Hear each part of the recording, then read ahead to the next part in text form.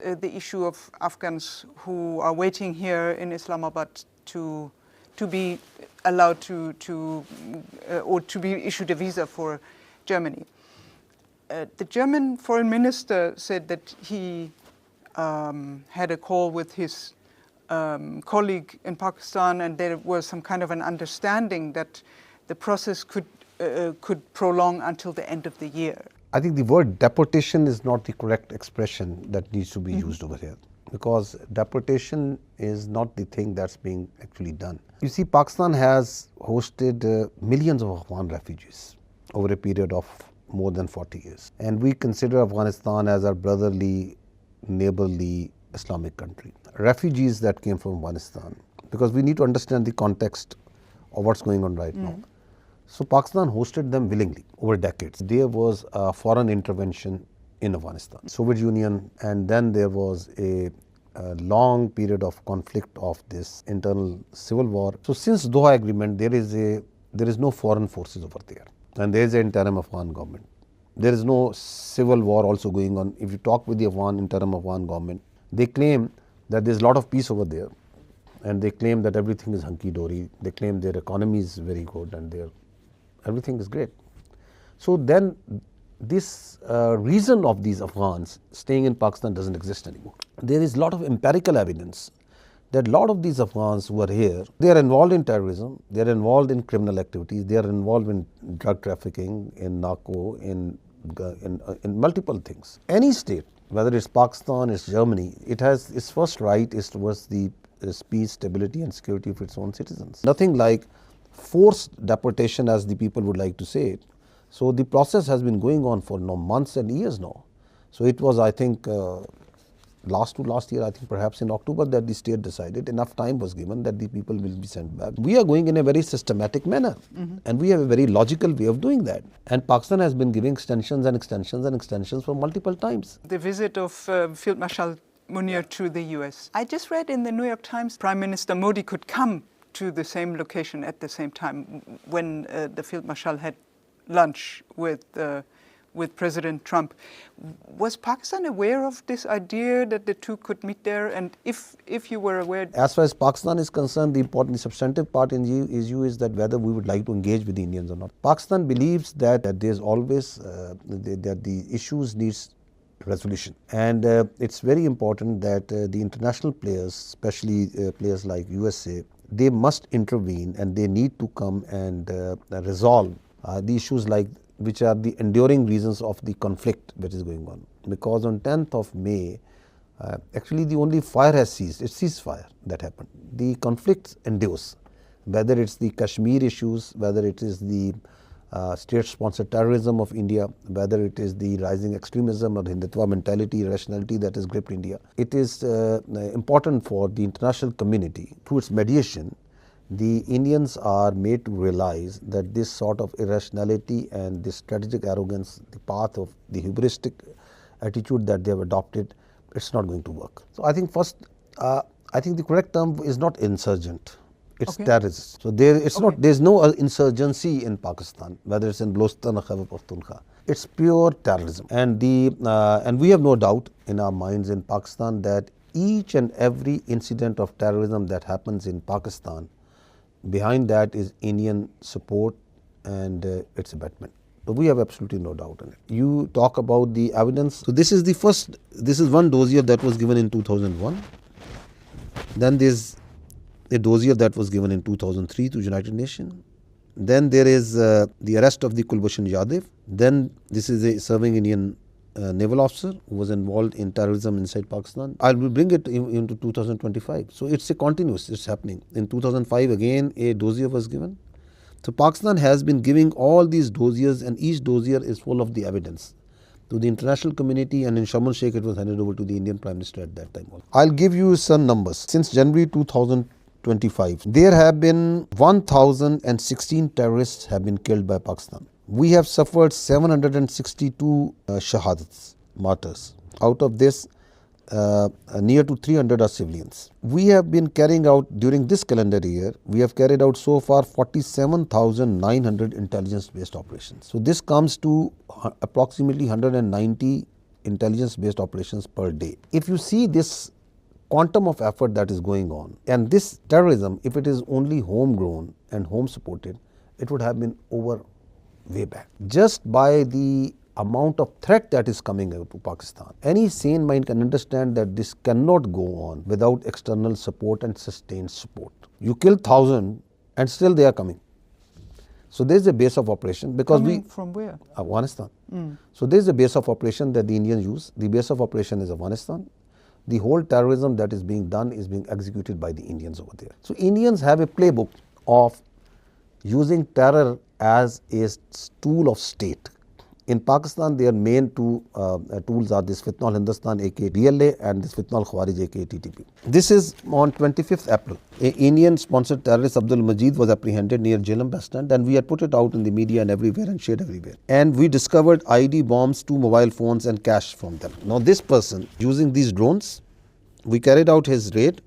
We find an Indian drone from them, rupees, cash. There are hundreds of such examples where there is money transfers from serving Indian officers. They are transferring. They send drones with explosives, come to the Pakistani side, the terrorists take them up, plant them, send the pictures of the incident, of the people killed.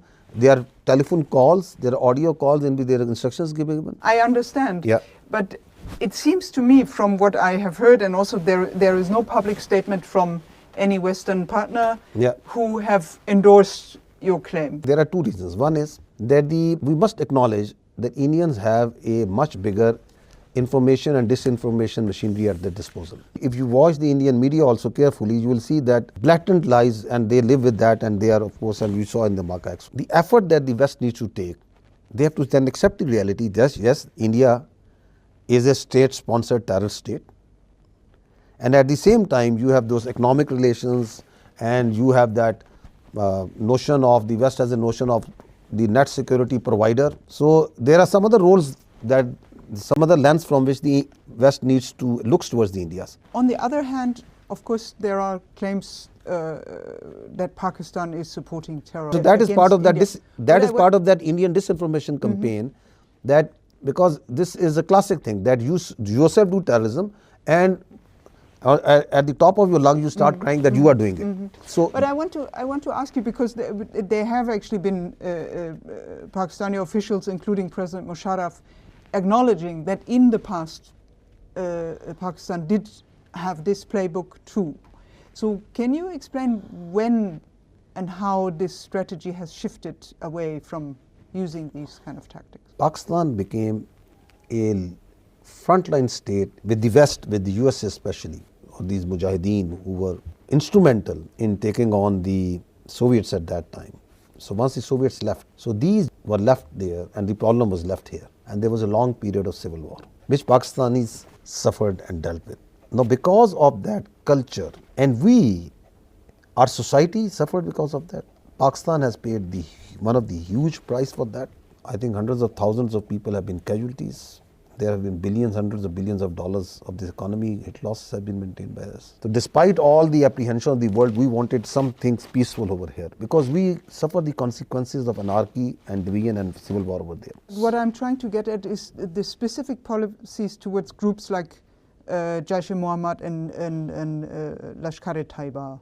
Has there been any change? The state of Pakistan has been dealing with the aftermath of that for not decades. The state of Pakistan at no time had a policy of sponsoring terrorism anywhere, whether they are from any grouping or alienation, whether they are TTP, whether they are BLA, whether they are ETIM, whether they are IMU, whether they are any alphabet. They don't have any religion. We believe as state that terrorist has no religion. There is no Muslim terrorist, there is no Hindu terrorist, there is no Christian terrorist. He's a terrorist.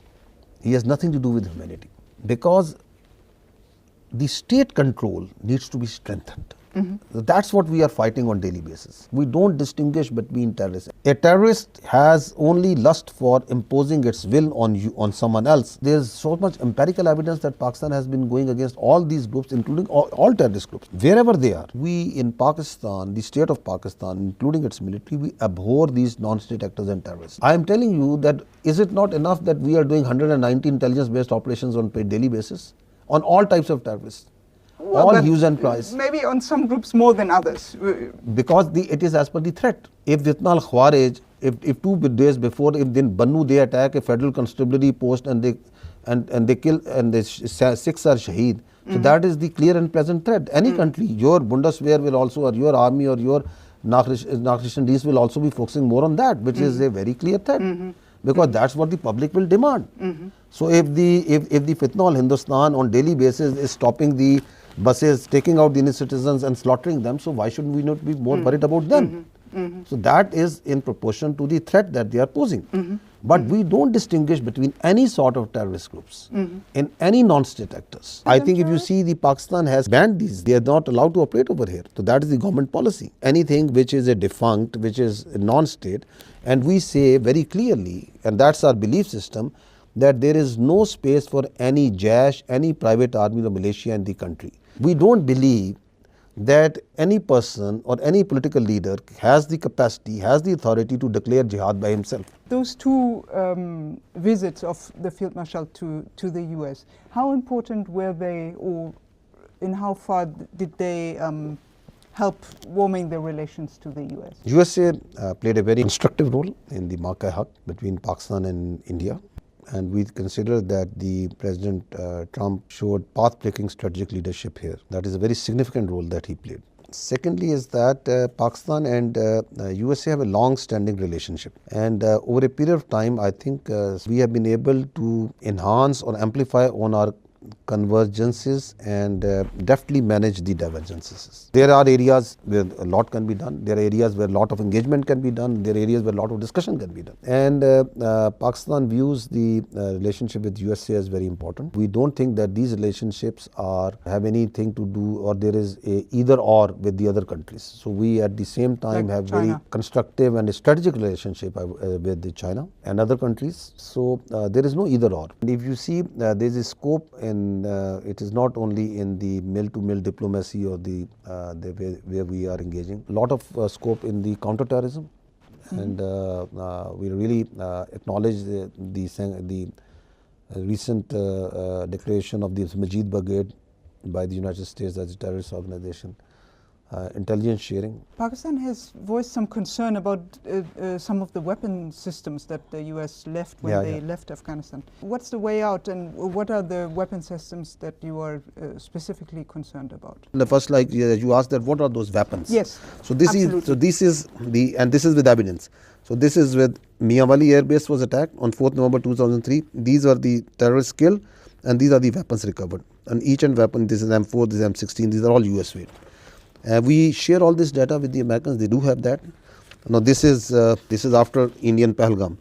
So this is 71 people were taken out in one go at one night. So these are those weapons. Amount that the weapons they have left is huge, and this is given in, I think, a SIGAR report. And this is itself the SIGAR report, which says that after withdrawal of the United States and NATO forces, more than $7.2 billion worth of US equipment has been left. It is 4,27,300 small weapons, part of which you are seeing here. 17,400 NVDs, again they are using that, and because of that the night capability of these terrorists has increased a lot, which is a real problem. There are more than 22,000 vehicles, 167 aircrafts and helicopters. Terrorists have no religion. So a terrorist who right now is in Fitna al-Khwarij, tomorrow for $100 per month more, he will be ready to fight anywhere else. Important is that that now I think there is a realization in all over the world that these non-state actors which are operating inside Afghanistan, they are not only a threat to Pakistan, they are a threat now to the region and to the world at large.